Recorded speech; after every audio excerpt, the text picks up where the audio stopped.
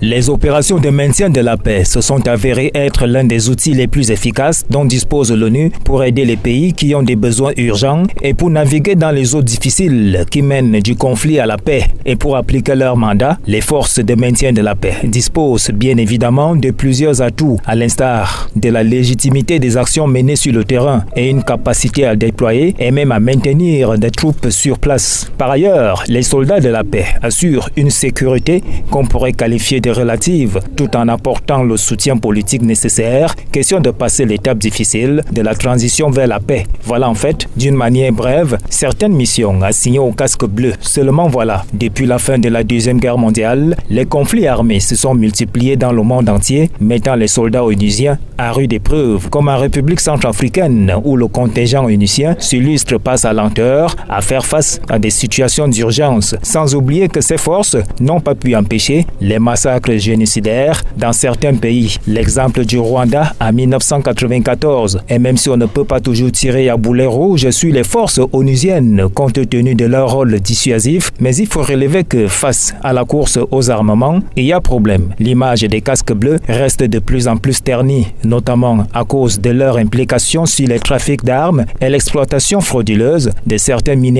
Et à l'occasion de cette autre journée internationale consacrée aux casques bleus, l'ONU devrait peut-être profiter de cette opportunité pour faire une véritable autopsie de ces soldats. Question de leur redonner leur aura d'antan.